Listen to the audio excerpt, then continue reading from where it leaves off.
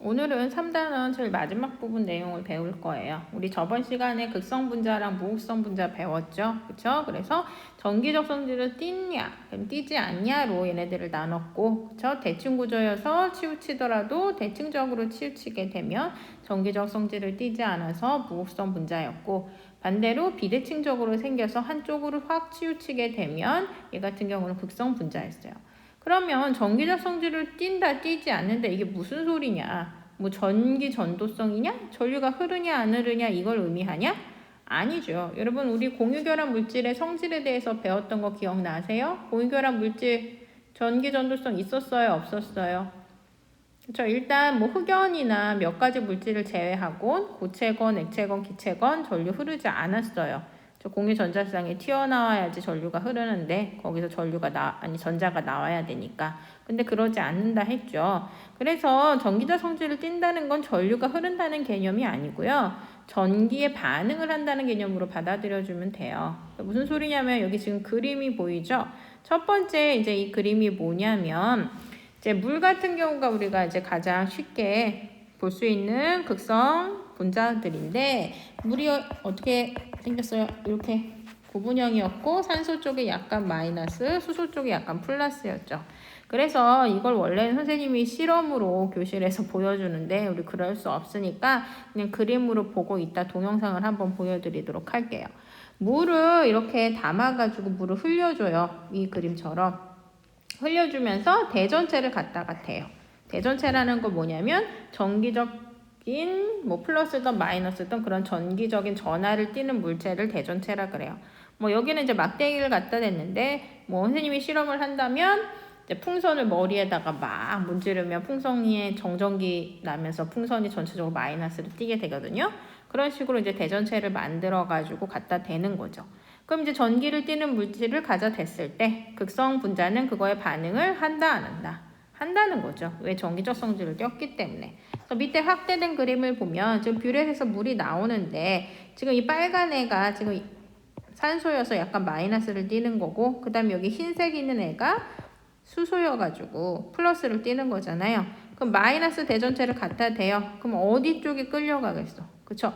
물의 수소 쪽이 플러스를 띠기 때문에 이 마이너스 대전체에 끌려간다고요. 그래서 실제로 실험을 하면 이렇게 물줄기가 휘어요. 이해 가세요? 그럼 반대로 플러스 대전체를 갖다 대요. 이번에는 전하가 반대인, 그래서 부호가 반대인 물체를 갖다 대면 이번에는 물줄기가 어떻게 돼요? 이때도 역시 그쪽으로 가요.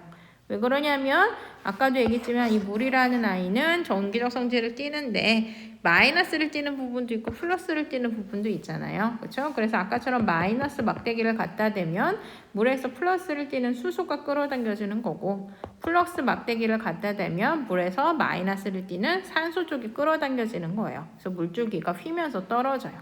이해 가시죠? 그렇죠? 그래서 이게 극성 분자의 실험 결과. 그럼 반대로 무극성 분자는 대전체를 갖다 대면 휠까 아닐까? 아니겠죠. 왜? 전기적 성질을 안 띠니까 전기 자체를 안 띠고 있으면 전기에 반응을 안 하는 거죠. 그렇죠? 전하에. 이해하시겠죠? 이게 첫 번째 실험이고 이제 극성 분자와 무극성 분자의 성질 중에 첫 번째 개념이에요. 그 다음에 이제 두 번째 성질에 대해서 배울 건데 선생님 비유를 하나 이제 예를 들어서 설명을 해볼게요. 어느 반에 이제 이 남학생이 전학을 오셨어요. 전학을 왔는데 이제 와갖고 친구를 사귀겠죠. 근데 이제 이 남학생의 성향이 약간 정적인 성향인 거야. 생각하는 거 좋아하고 차분히 앉아서 책을 읽는 걸 좋아하는 친구라고 가정을 해봅시다. 그러면 이 아이가 와가지고 누구랑 친해질까? 이쪽에 있는 친구들은 약간 동적인 친구들이에요. 그래서 막 운동하는 거 좋아하고 막 이렇게 활발한 친구들이 성향이고 이쪽에 있는 친구들은 이 전학 온 아이처럼 이렇게 책 읽고 사색하고 얘기 나누는 걸 좋아하는 성향을 갖고 있다고 칩시다. 그럼 지금 전학 온 애는 누구랑 친해질 가능성이 높아요? 그렇죠? 정적인 아이들과 친해질 가능성이 높죠. 뭐 비유를 하자면 이런 거예요. 비슷한 성질을 갖는 애들끼리 어울려 놀게 되는 게 이제 우리 인간 사회인 것처럼 이 극성 분자와 무극성 분자는 서로 섞이는 애들이 있고 섞이지 않는 애들이 있는데 극성은 극성 분자끼리 섞이고요. 무극성은 무극성 분자끼리만 섞여요. 두 물질을 이렇게 섞었을 때 섞여 들어가는 정도가. 그럼 극성 분자랑 무극성 분자가 만나면 그 두 물질은 섞여 들어가지 않고 층을 이루면서 나뉘게 되는 게 특징이에요. 이 뒤에 이제 그림을 보면서 다시 설명을 드려볼게요. 여기 보이시죠? 이게 지금 층을 이룬 것들을 사진으로 보여준 거예요. 그렇죠? 기름하고 물은 섞여요, 섞이지 않아요? 당연히 섞이지 않죠. 그렇죠? 여러분들 그때 배가 이제 난파당해가지고 기름이 바다에 태안 앞바다에 이렇게 퍼졌던 거 여러분들 알고 계시나? 하도 오래된 일이라서. 그래서 그 물 위에 기름이 쫙 다 퍼지면서 막 산소 공급도 막고 막 이러면서 생태계를 엄청 파괴를 했는데 물 위에 기름은 다 떠요. 뜨는 이유가 일단 물보다 기름이 더 가볍기 때문에 밀도가 작기 때문에 뜨는 걸 수도 있고, 또 하나는 물은 극성 분자였어요, 무극성 분자였어요? 극성이었단 말이에요. 전기적 성질을 띠는데 기름은 전기적 성질을 띠지 않는다는 거죠. 그래서 층을 나누면서 분리가 되는 거예요. 여기 있는 거 봅시다. 지금 물이랑 뭐랑을 섞은 거냐면 물이랑 그 다음에 아이오딘, 그 다음에 헥세인을 섞은 거예요. 그럼 봅시다. 지금 두 가지 물질은 서로 섞여가지고 층을 이루고 있고 한 가지 물질은 분리가 됐어요. 지금 아이오딘이 녹아있는 헥세인이라는 소리는 뭐예요? 지금 여기 있는 아이오딘과 헥세인이 서로 섞였다는 소리예요. 헥세인은 아마 무색일 거예요. 근데 거기에 아이오딘을 넣어가지고 아이오딘의 색깔인 이런 보라색을 전체적으로 띠게 되는데 얘네 둘은 섞였다는 소리예요. 봅시다. 왜 그러냐? 일단 물은 무슨 분자? 물은 극성 분자죠. 아이오딘, I2 극성일까 무극성일까? 이원자 분자인데 같은 원소로 이루어진 무극성 공유결합을 한 무극성 분자죠. 그렇죠? 무극성 분자인 거죠. 그럼 예측해 봅시다. 이 아이오딘과 섞여버린 헥세인은 극성일까요? 무극성일까요? 그렇죠? 얘도 무극성 분자이기 때문에 아이오딘에 섞인 거죠. 그렇죠? 그래서 세 가지 물질을 넣었을 때 어떻게 돼요? 아이오딘과 헥세인은 섞이지만 물 같은 경우는 얘네과 성질이 다른 분자이기 때문에 층을 이루면서 분리가 된다. 이렇게 생각해 주시면 돼요. 이해하셨죠? 그럼 이제 세 번째 성질을 봅시다. 이건 뭐 쉬워요. 전기장 안에 넣었을 때 얘네들이 반응을 하냐 안 하냐로 물어본 건데, 전기장은 이제 전하를 띠는 공간을 의미를 하는 거죠. 그래서 여기 보면 이 왼쪽 그림은 전기장을 걸어주기 전이고 오른쪽 그림은 전기장을 걸어준 후에 반응을 살펴본 건데, 일단 전기장을 걸어주기 전에는 이 분자들의 움직임이 어떨까요? 그냥 공기 중에 공기 분자들이 막 떠다닐 때는 무질서하게 막 떠다니는 거죠. 그래서 이 왼쪽 그림은 그냥 무질서하게 분자들이 떠다니는 걸 의미를 해요. 근데 이제 오른쪽 그림처럼 이쪽은 플러스로 반대쪽은 마이너스로 전기장을 지금 걸어준 거죠. 그랬더니 누가 반응을 해서 일렬로 배열이 됐어? 그렇죠. 위쪽에 있는 분자가 반응해서 일렬로 배열이 됐죠. 왜요? 이 마이너스를 띠는 극판 쪽으로는 극성 분자니까 극성 분자에서 플러스를 띠는 애가 바라보게 되고, 이 플러스 극판 쪽으로는 분자 중에서 그 안에서 마이너스를 띠는 쪽이 바라보게 되면서 일렬로 정렬이 질서 있게 배열이 되는 거죠. 그래서 얘는 극성 분자의 성질이 되는 거고, 밑에는 무슨 분자일까요? 무극성 분자죠. 보시면 전기장을 걸어주기 전과 후에 별로 변화가 없어요. 그냥 그저 계속 무질서예요. 다시 말하면 전기장에 반응을 안 하는 분자이기 때문에 무극성 분자라고 생각해 주시면 되는 거죠. 쉽죠? 그럼 마지막으로 얘네들 극성 분자와 무극성 분자의 녹는 점 또는 끓는 점을 이제 비교를 할 거예요. 분자의 녹는 점과 끓는 점을 결정하는 힘의 종류가 뭐였어요? 분자랑 분자 사이에 끌어당기는 힘 때문에 얘네들이 붙어 있는 거는 이제 끌어당기는 힘으로 붙어 있을 때가 고체 상태고, 얘네들이 에너지를 받아서 진동이 커져가지고 그 분자와 분자 사이의 힘보다 진동이 커져서 얘네들이 멀리 떨어지면서 액체, 기체가 되는 거였죠. 기억나시죠?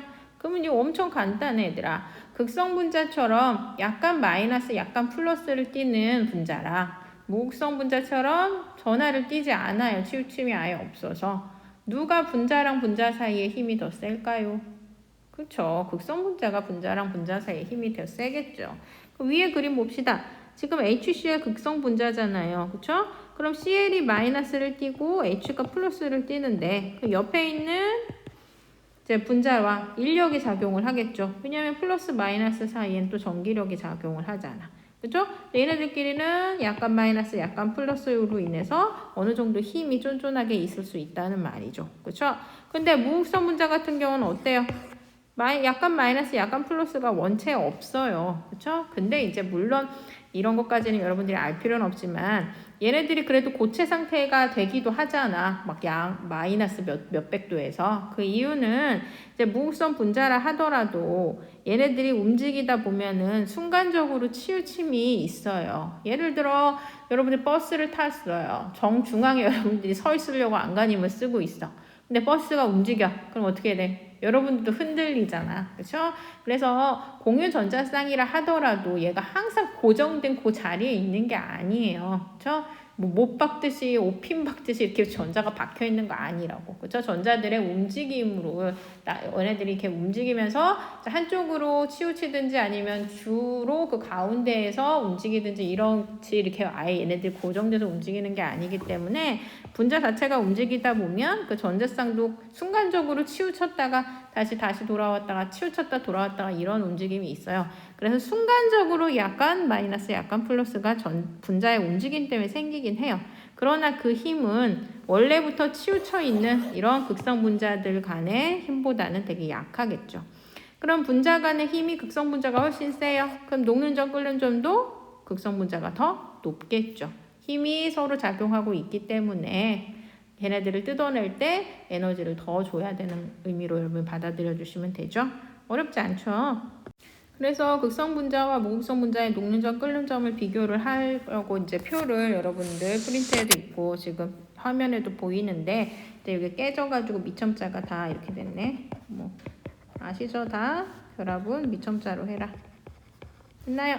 그러면 봅시다. 이제 녹는 점, 끓는 점을 얘들아 비교를 할 때는 극성 분자랑 무극성 분자를 비교를 할 때는 분자량이 비슷한 물질을 비교를 해주셔야 돼요. 분자량이라는 건 뭐예요? 원자량, 분자량, 화학식량 기억나시나요? 저 분자의 상대적인 질량이라고 생각하시면 되죠.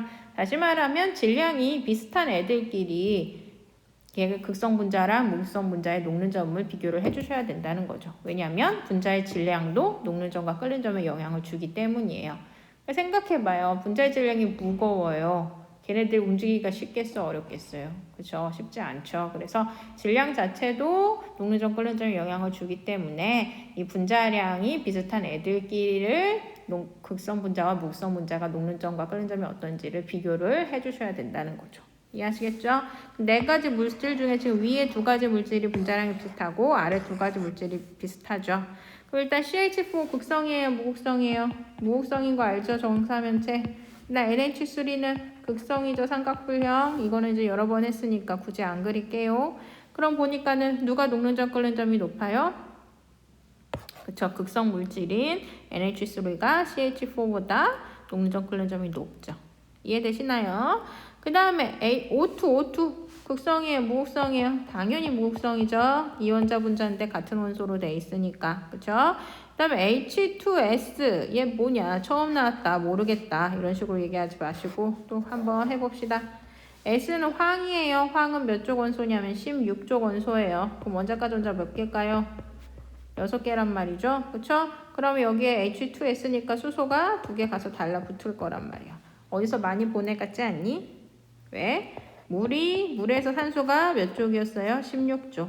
그쵸? 황도 16쪽, 산소도 16쪽, 중심원자의 족수가 같으니까 원자과 전자수가 같죠?